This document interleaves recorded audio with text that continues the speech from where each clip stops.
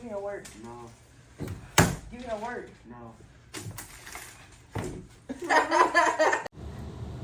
Have you ever experienced something similar to this? Then you have been the victim of bullying. Bullying is a form of aggressive behavior in which someone intentionally causes injury or discomfort.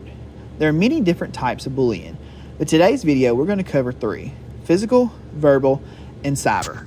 Hey, I need my word. The last video that you saw was an example of physical bullying. Physical bullying is one of the most common types of bullying. This is where someone uses their body or object to hurt someone. While physical bullying can happen anywhere, it primarily does happen in school. Sorry. That's why you look dumb and you just extra and you can't even do your work right. I'm sorry. And you're a bad football player. The last video is an example of verbal bullying. Verbal bullying is the most common type of bullying. 79% of all bullying is considered verbal bullying. This is very different than physical bullying because you are not using your hands or fists, but your words to hurt someone. The video that you are looking at here is an example of cyberbullying.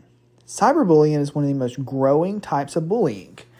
It is when somebody uses technology to threaten, harass, or embarrass someone. This can be over a text message or on social media. Cyberbullying is very different from the other 2 types of bullying we discussed because cyberbullying mainly occurs away from the school building.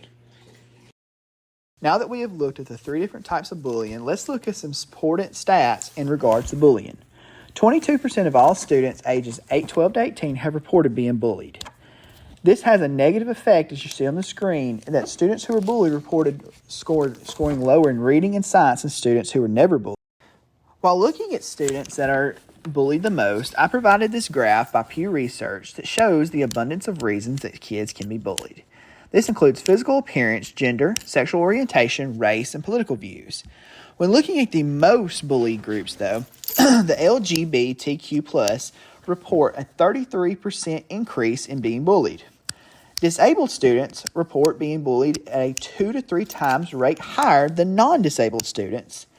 And minority students, including students who identify with 2 or more races, report a 37% increase in bullying. Together, parents, teachers, and other school staff can work together to prevent bullying. Many times, students who come from more stable households were less likely to bully. 40% of all students who were bullied reported telling teachers and staff. And another key to bullying could be good peer relationships. When it comes to bullying, it is important to discuss suicide in regards to bullying.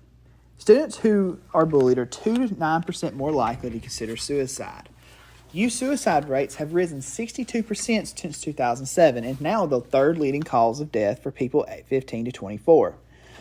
Bullying can make students suicidal because many times it hits on students' insecurities about their appearance, their weight, and can cause major mental health issues. 13% of students who were cyberbullied reported feeling suicidal, which is the most among any type of bullying. If you feel like your child is suicidal, here are 3 things to look for, including them pulling away from friends or family, talking or drawing images about death, and showing reckless behavior that they normally would not do. Now, we can help prevent suicide by working together with parents and school staff.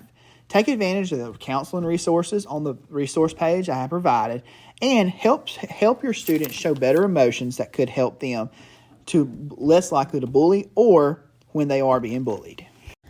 If you are being bullied or feel suicidal, please reach out for help. Here are 3 ways that you can reach out for help. Call 888, that is the National Suicide Prevention Hotline. Text 741-741. This is the crisis text line. These are available 24/7. Then you have an anonymous chat on stompoutbullying.org. These are all provided on the screen for you. Whatever you're feeling, remember that's a temporary problem. There are always people willing to help.